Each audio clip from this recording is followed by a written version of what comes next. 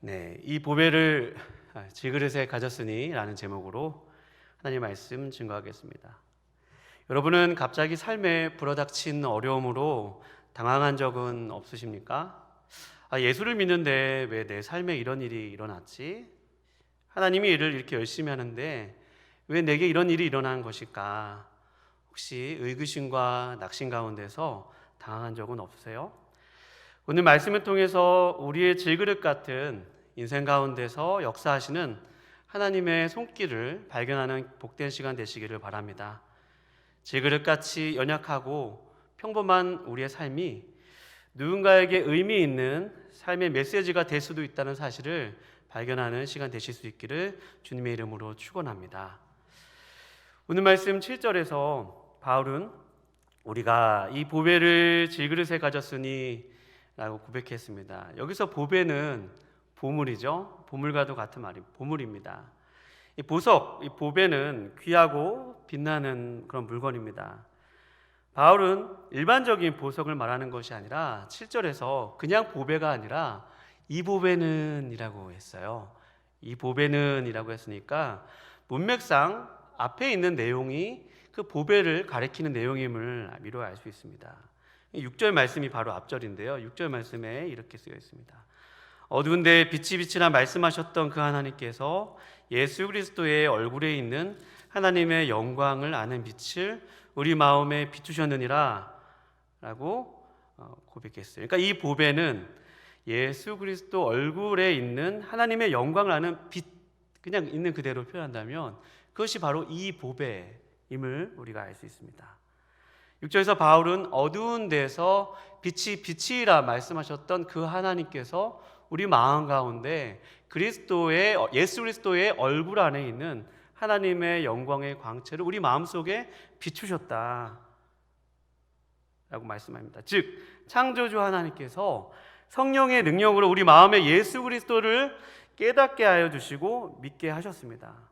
하나님께서 우리의 삶에 찾아오셔서 복음의 말씀으로 우리를 부르시고 그분의 자녀가 되게 하신 일이죠. 결국 이 보배는 우리 마음에 있는 그리스도 얼굴의 강체입니다. 하나님의 영광이죠.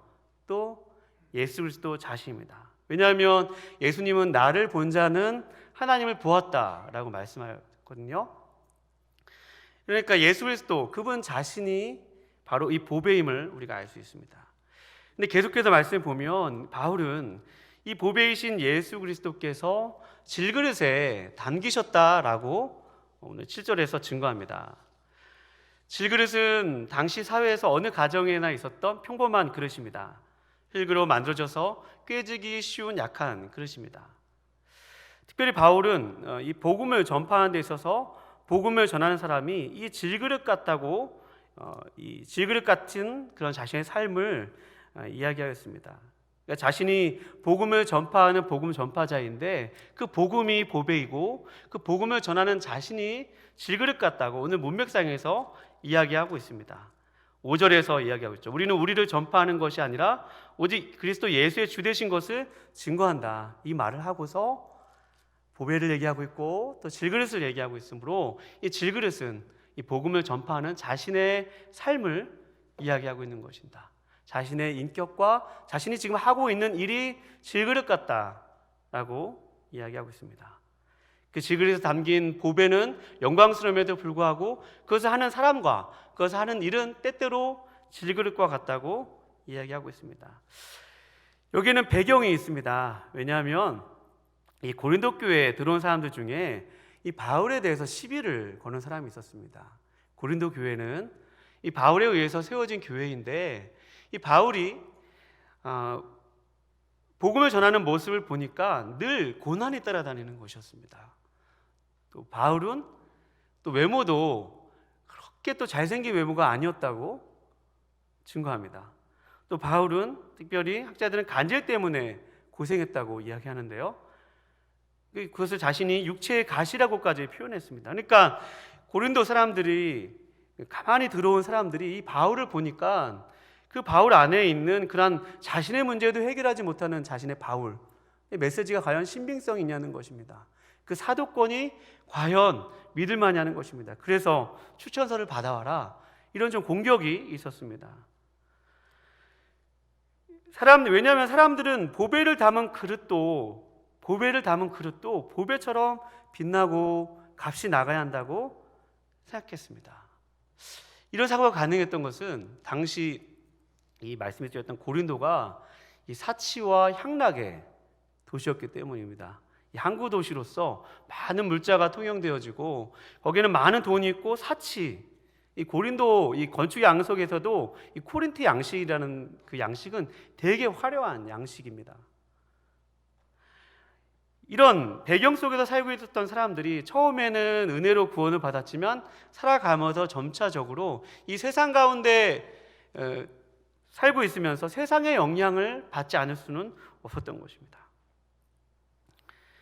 바로 오늘 말씀 7절에서 그렇지 않다, 하나님께서 이 보배를 질그릇에 담으셨다라고 말씀합니다. 그 이유를 7절 하반부에서 증거하고 있습니다. 이 7절 하반부는 뭐라고 쓰여 있죠? 이는 심히 큰 능력은 하나님께 있고 우리에게 있지 아니함을 알게 하려 함이라 라고 이야기하고 있습니다. 주님의 말씀은 보배가 아무리 연약한 질그릇에 담겨 있을지라도 그 질그릇에 담겨 있는 보배의 가치가 질그릇 때문에 떨어지지 않는다는 것입니다. 아무리 연약한 질그릇에 담겨 있어도 평범하고 깨어지기 쉬운 그 질그릇 안에 보배가 있어도 이 보배의 빛은 사라지지 않는다는 것입니다. 그러니 이 능력이 질그릇에 있는 것이 아니라 그 질그릇 안에 담겨 있는 보배에 있고 그 보배이신 하나님께서, 예수 그리스도께서 심히 큰 능력이 있으시다라고 오늘 말씀하고 있습니다. 여러분, 오늘날 우리도 이 사도 바울 당시에 바울에게 이의를 제기했던 사람들의 사고방식이 오늘날 우리에게 다른 양상으로 영향을 끼치고 있는 것을 우리가 발견할 수 있습니다. 교회가 세상 가운데 있으니 세상의 사고방식에 영향을 받지 않을 수가 없습니다. 분명 우리는 질그릇이고 주님의 보배라는 사실을 알고 있어도 실제 살아가는 삶의 현장 속에서는 연약하고 고난을 당하는 것은 세상에서 오히려 루저라는 이야기를 듣습니다. 실패한 사람들이라는 얘기를 듣습니다. 오히려 조롱받습니다. 교회를 그렇게 다니는데 내 문제 하나 해결할 수 없느냐라고 냉소적인 시각을 받습니다. 그래서 여러분, 처음에는 신앙생활을 은혜로 시작했다가도 시간이 지나면서 점차 어느 순간부터 우리의 신앙의 목적이 바뀌게 됩니다. 신앙의 목적이 세상에서 출세하고 외양이 보석과 같이 빛나야 하고 우리가 전하는 복음도 이렇게 우리의 삶이, 우리의 외적인 모습이 뛰어나야 복음을 더 잘 전할 수 있을 거라는 그런 생각을 합니다. 그럴 수도 있고 아닐 수도 있죠. 뛰어난 사람이 복음을 못 전한다는 것은 아닙니다. 근데 꼭 뛰어나야 복음이 전해진다는 것도 아니면 우리가 알 수 있는 것입니다. 그래서 하나님, 내가 왜 이렇게 주님께 헌신하였는데 왜 내 삶을 이 정도까지 오르게 하지 않으십니까? 왜 내 자녀들을 언제까지 기다리는 상태로 두실 것입니까? 하나님, 왜 예수 그리스도를 믿는데 왜 하필 제 건강이 이렇게 약화된 것입니까? 주의 일을 하는데 도대체 하나님은 제 삶을 알게나 하신 것입니까? 우리가 하나님께 그렇게 기도하면서 많이 묻습니다. 근데 여러분, 우리가 조금만 성경을 보아도 하나님은 그분의 능력을 정말로 평범하고 또 연약한 사람을 통해서 보이셨음을 우리가 확인할 수 있습니다. 구약 성경이 대부분 이 이야기를 하고 있어요. 여러분, 아브라함은 어떤 사람이죠? 아내를 2번이나 자신의 누이라고 속였던 사람입니다. 그런데 하나님께서 그에게 복의 근원이 될 것이라고 말씀하여 주시고 그를 통해서 그를 통해서 하나님의 약속을 세우신 것을 우리가 확인할 수 있습니다. 우리가 인간적인 눈으로 봤을 때는 에서가 더 뛰어난 것 같은데 하나님은 야곱을 택하셨죠.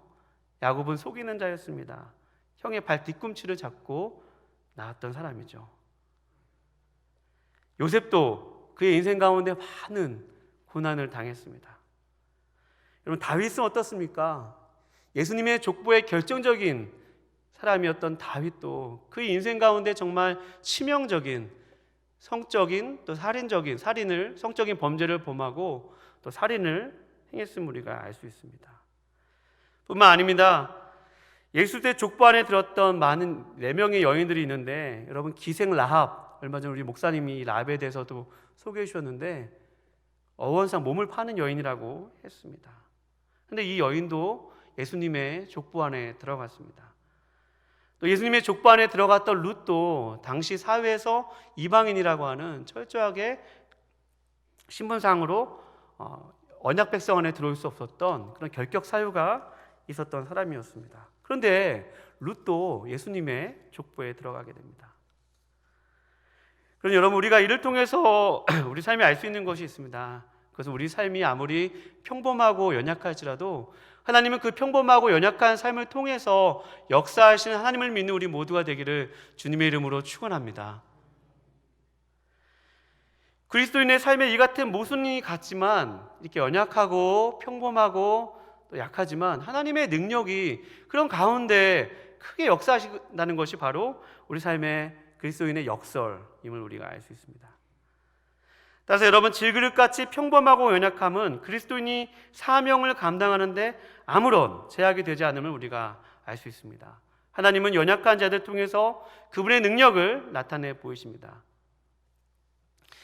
우리 가운데 나는 이것 때문에 주의 일을 할 수 없고 이 연약한 것 때문에 하나님은 나의 삶을 통해 일하지 않을 거라고 생각하는 그런 질그릇 같은 삶이 있다면, 그 질그릇 안에 보배이신 예수님이 계시다는 사실을 믿는 우리 모두가 되기를 주의 이름으로 축원합니다. 그래서 나는 사명을 감당할 수 있는 사람이라고 오늘 다시 한번 우리 믿음을 새롭게 하는 시간 되시기를 축원합니다. 사도 바울은 자신은 질그릇같이 연약한 사람이라고 고백했습니다. 그리고 뿐만 아니라 복음을 전파하는 일을 함에도 불구하고 그에게는 질그릇 같은 고난이 오늘 말씀에서 따라왔습니다. 우리 8절부터 보시면요, 이런 말씀이 있습니다. 우리가 사방으로 우겨쌈을 당하여도 쌓이지 아니하며 답답한 일을 당하여도 낙심하지 아니하며 박해를 받아도 버림받지 아니하며 거꾸로 뜨림을 당하여도 망하지 아니하고 라고 고백합니다. 사방으로 우겨쌈을 당한다는 말은 사방으로 이렇게 압박을 당한다는 말입니다. 위와 아래와 옆에서 이렇게 누르는 것입니다. 그럼에도 불구하고 이것이 이렇게 되면 보통 이렇게 찌그러야 되죠. 이렇게 문자적으로 봤으면 찌그러져야 되지 않습니까? 그런데 이 말은 원어적으로 찌그러지지 않는다는 말입니다. 사방에서 누르는데 이게 이렇게 눌려지지 않는다는 것이에요.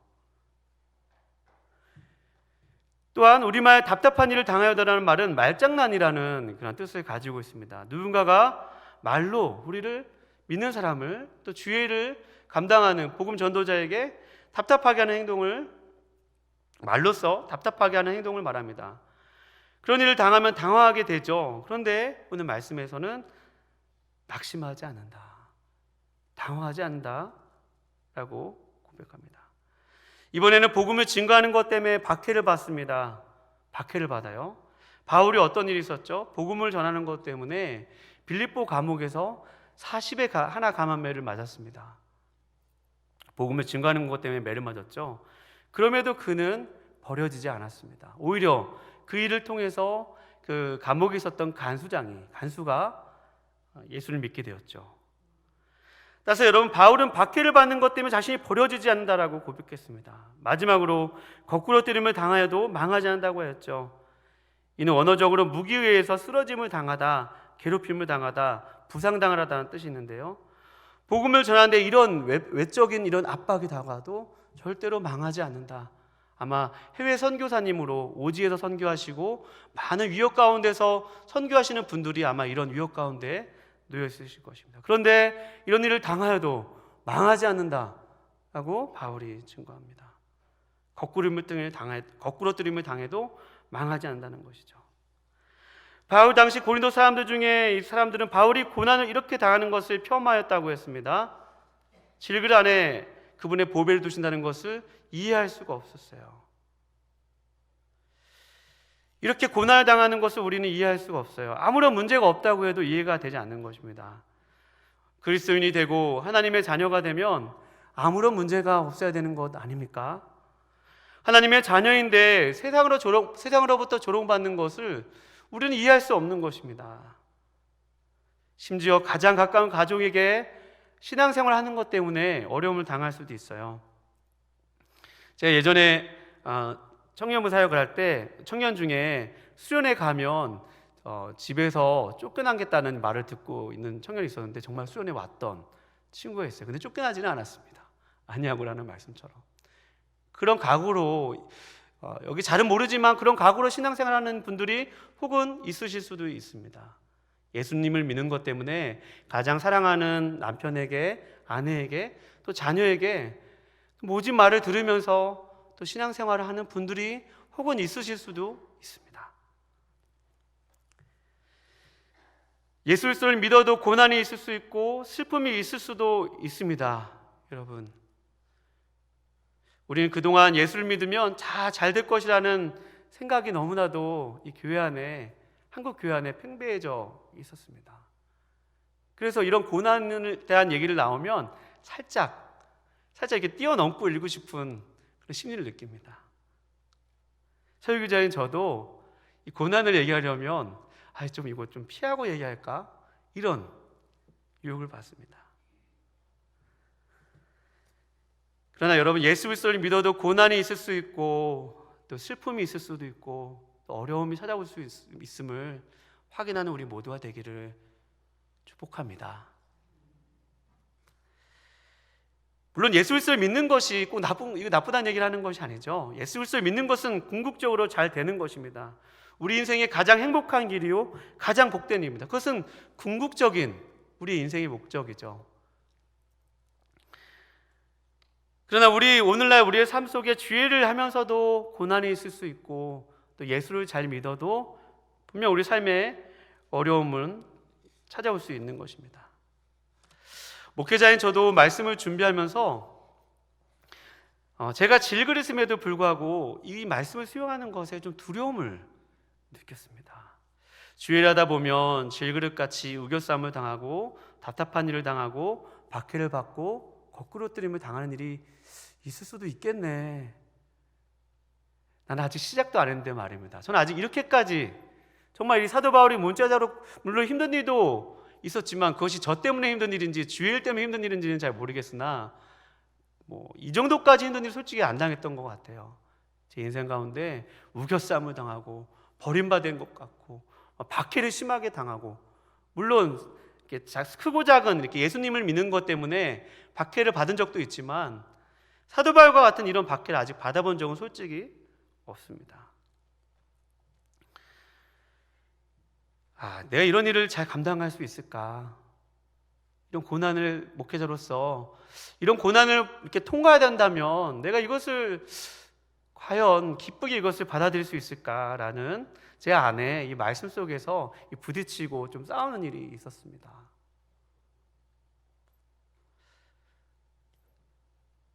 아직도 이 고난을 당하는 것에 대해서 이렇게 즐거워하고 환영하는 것은 아닙니다. 우리 중에 고난을 즐거워하는 사람은 아무도 없을 거예요. 근데 저는 이렇게 기도해서, 하나님, 어차피 그리스도인의 삶의 정체성이 이런 고난이 때로는 있다면 하나님, 내가 책임을 감당하지 않아서 찾아오는 어려움, 내가 하나님께 잘못해서 죄를 지어서 다가오는 어려움, 이런 어려움을 고난이라고 생각하지 않고 정말로 이왕 당해야 되는 고난이라면 정말 주의 일을 감당하다가 주의 복음을 전하다가 당하는 고난도 때로는 잘 감당할 수 있게 해주세요 라고 그렇게 기도를 했습니다. 여러분, 왜 이런 고난이 있는데 우리에게 왜 소망이 있는 것입니까? 오늘 바울은 이런 답답한 일이 있고 사방으로 우겨쌈을 있어도 함께 고백해 볼게요. 하지 아니하며 계속해서 하지 아니하며라고 증거합니다. 왜요? 질그릇에 보배가 담겨 있고 심히 큰 능력이 하나님께 있기 때문입니다. 여러분, 믿으십니까? 그래서 하지 아니하며라고 고백한 것입니다. 앞서간 많은 믿음의 선배들이 그런 고난 가운데서도 하지 아니하며를 경험하였기 때문에 그를 본 사람들에게 하나의 그런 시각이 생긴 것입니다. 주의 일을 하는 사람이라면, 목회자라면 적어도 이런 삶이 있어야겠다라는 사람들 안에 기준이 있는 것이에요. 그러니 목회자를 보는 눈이 기준이 굉장히 높다는 것을 저는 이제 부교육자 생활하면서 알게 되었어요. 목회자라면 적어도 이런 말을 하지 않아야 될 텐데, 목회자라면 저렇게 화가 나는 상황이 돼도 참을 수 있어야지. 목회자라면 이런 일반 성도님들이나 믿지 않는 분들에게 높은 삶의 기준이 있는 것을 어느새 알게 되었어요. 조금 달라야 한다는 것이 지배적이라는 것이죠. 왜냐하면 앞에서 그렇게 살았던 사람들의 삶과 또 그렇게 승리를 경험했던 사람들의 삶이 있기 때문에 그것을 믿고 간다라고 하는 그런 사람들 안에 그러한 인식이 있기 때문입니다. 여러분, 이것이 비단 목회자만의 그런 일일까요? 목회자뿐만 아니라 세상은 우리 그리스도인들 향해서 이런 기준이 있습니다. 높은 기준이 있어요. 세상에서 사람들이 이런 말을 해도 저 사람이라면 믿는 사람이라 하면 좀 자존심 상하고 힘들어도 그 말을 하지 않을 거야. 좀 참을 수 있을 거야. 좀 거룩하게 살 만한, 나는 이렇게 살아도 저 사람은 저렇게 살지 않을 거야 라고 하는 그 기대감이 있습니다. 기대감이 있어요. 목회자를 보고 그런 삶을 발견하지 못하면 말은 하지는 않습니다. 근데 속으로는 생각을 하죠. 누가 그러더라고요. 말만 하지 않을 뿐이라고 저한테 그렇게 얘기를 하는 분도 보았습니다. 속으로 생각하지 말만 하지 않을 뿐이라고 얘기를 하더라고요. 그래서 저는 생각했습니다. 나는 끝까지 완주할 수 있을까? 하나님의 영광을 가리게 되는 것은 아닐까? 나의 연약함 때문에, 나의 이런 모난 성격 때문에 과연 이 직분을 감당할 수 있을까? 하나님께 그렇게 기도하는 시간이었습니다. 그런데요, 제가 이렇게 또 제 자신 때문에 절망하는데 주님이 오늘 또 말씀해 주시는 거예요. 괜찮아. 너는 그래 질그릇이야. 너의 삶의 진정한 보배는 나란다. 내가 보배란다. 라는 말씀 저한테 다시금 생각나게 해주셨습니다.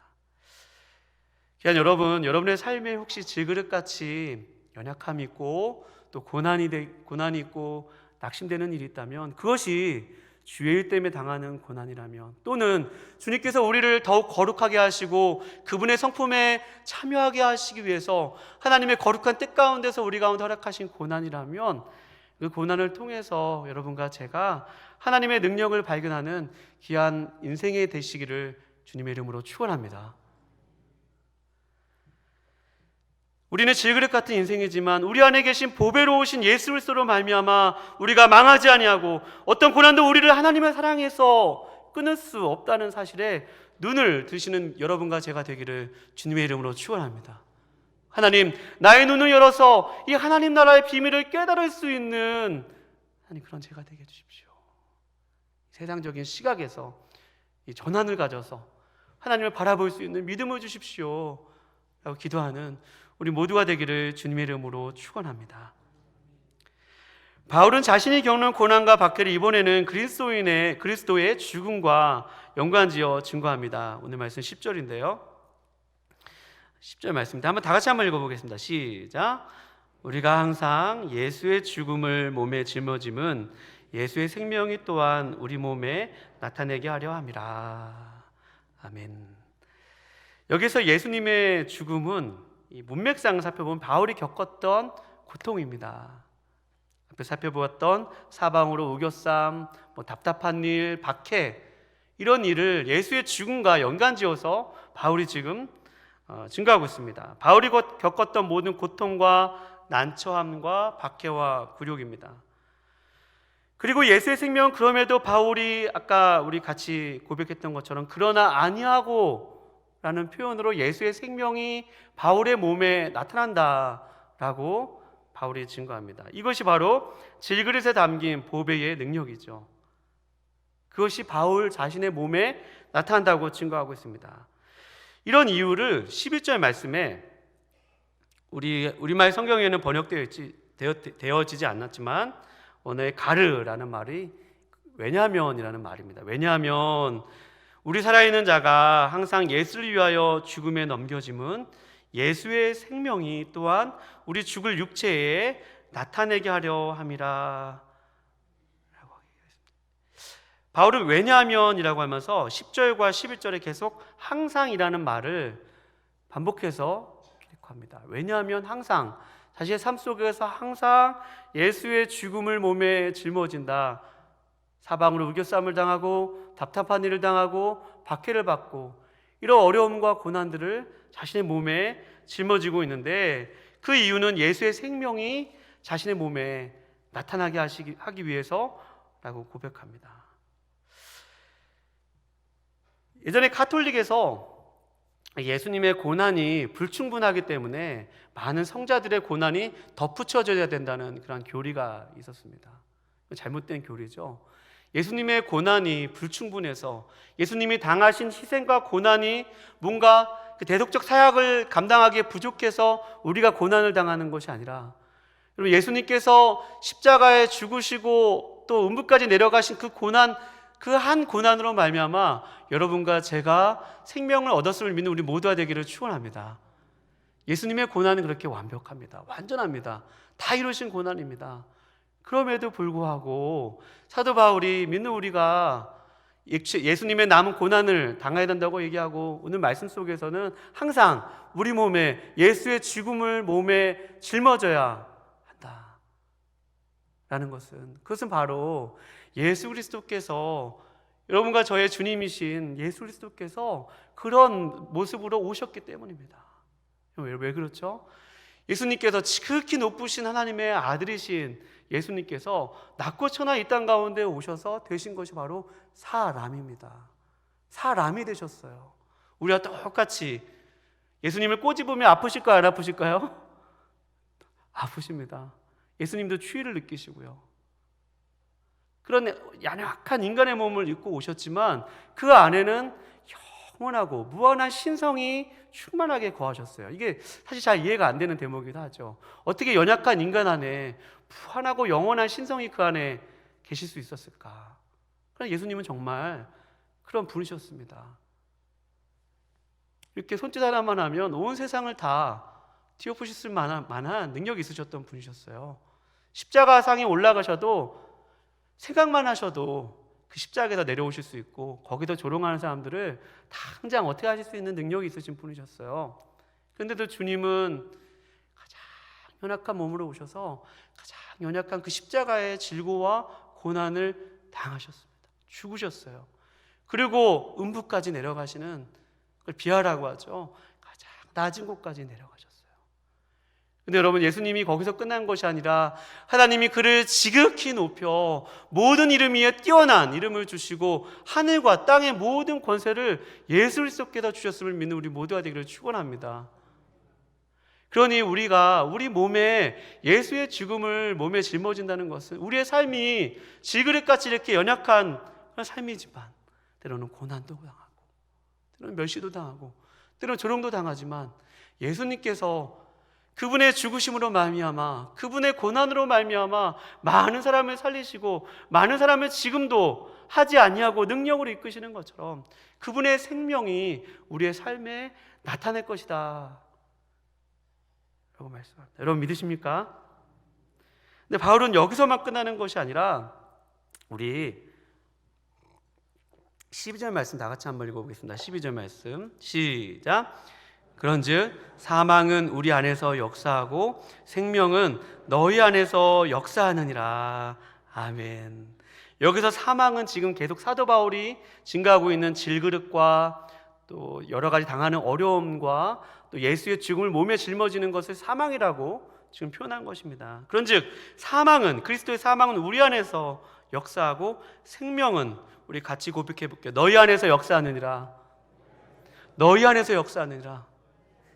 이게 무슨 말이에요? 우리가 고난을 당하는 것을 통해서 누군가에게 그 고난이 유익이 된다는 사실입니다.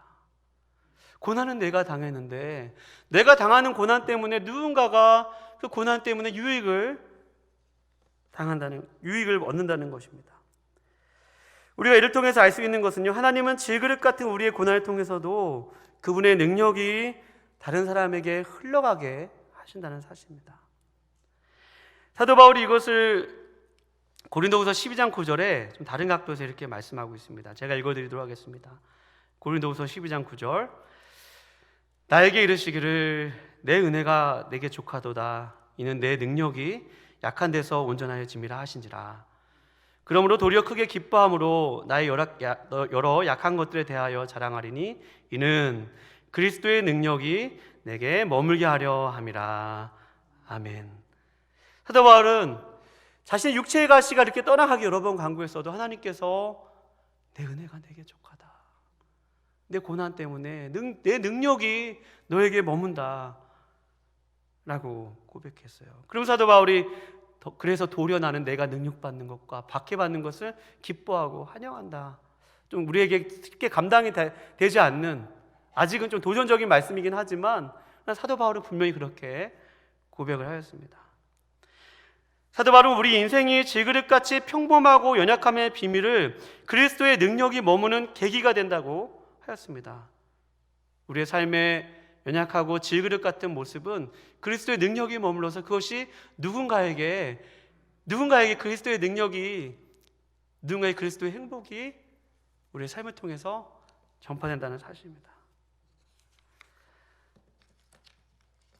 따라서 우리의 삶의 질그릇 같은 연약함을 보배로우신 예수 그리스도를 전하는 계기로 삼을 수 있는 여러분과 제가 되기를 축원합니다. 우리 삶에 고난이 찾아오면 아무것도 할 수 없을 거라는 생각이 듭니다. 이렇게 몸이 아픈데 무슨 주의를 감당할 수 있겠어? 예수님을 믿는 것조차도 이렇게 회의감을 드는데 하루하루 버티는 것만으로도 버겁다고 느껴질 수 있습니다. 그러나 여러분, 사도 바울이 이 고린도후서의 서론과 같은 1장에 이런 고백을 했습니다.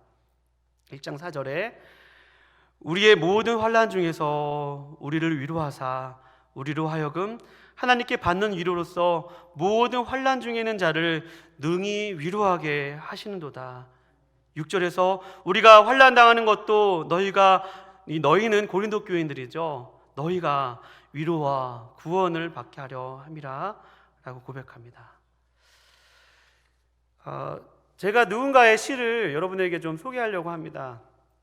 한 선교사님이신데요, 지금 건강이 악화되어서 힘든 가운데 암으로 고생하고 계시고, 또 항암 치료가 끝나신 후에 어느 순간 이렇게 시간이 지나면 시를 적어서 카카오톡에 메시지로 보냈던 그런 글 중에 한 부분을 제가 소개해드리려고 합니다.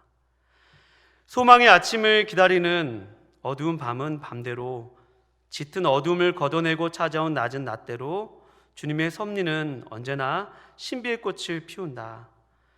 사라졌던 머리카락이 조금씩 자라면서 지난 아픈 기억도 함께 희미해져 간다.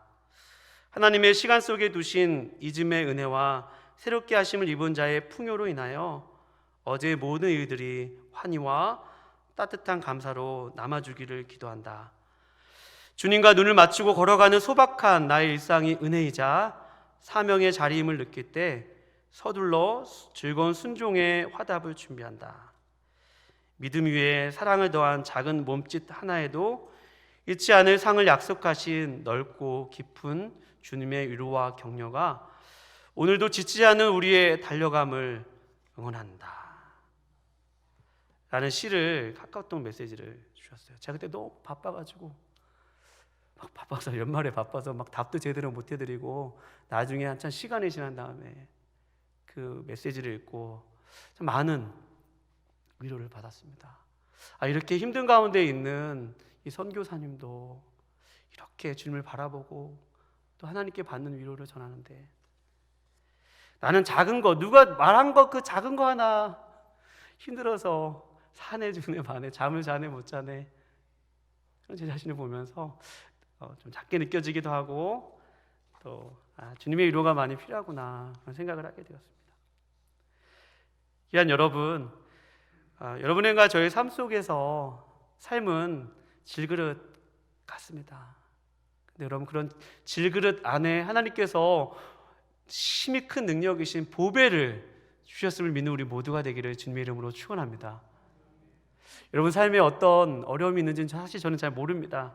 쉽게 그 어려움에 대해서 이렇다 저렇다 말할 자격도 없습니다. 그러나 분명한 것은 여러분과 제가 어떠한 인생의 한 고난을 통과하고 있을 때, 어려움을 통과하고 있을 때 그 고난이 누군가에게 때로는 위로가 될 수도 있고 격려가 될 수도 있고 또 주님을 증거할 수 있는 계기도 될 수 있음을 우리가 좀 인식을 새롭게 하고 생각을 새롭게 하고 우리 삶을 사명으로 다시 한번 올 한 해 하나님 나의 삶이 어떠하든지 간에 주님의 사명을 감당하는 사명자로 살게 해주십시오. 복음을 증거하는 사람으로 살게 해주십시오. 주님이 내게 맡겨주신 일을 어떠한 상황 가운데서도 주님의 능력을 힘입어서 감당하는 그런 사람으로 살도록 도와주십시오 라고 기도하며 이번 한 주와 또 남은 1년을 보내는 우리 모두가 되기를 거룩하신 주님의 이름으로 축원합니다. 기도하시겠습니다.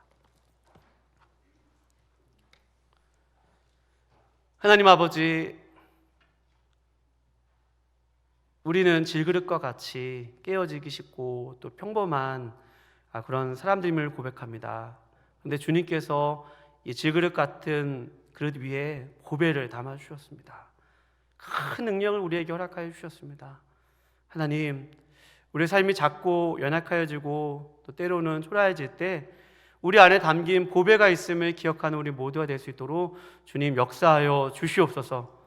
우리에게 당한 그런 고난과 연약함들을 이 새로운 시각을 가지고 또 이 믿음의 눈을 가지고 살도록 도와주시옵시고 우리의 삶이 누군가에게 또 주님을 전하는 통로가 될 수 있음을 믿고 어떤 상황 가운데서도 잠잠히 주님을 기다릴 수 있는 우리 모두가 될 수 있도록 주여 인도하여 주시옵소서.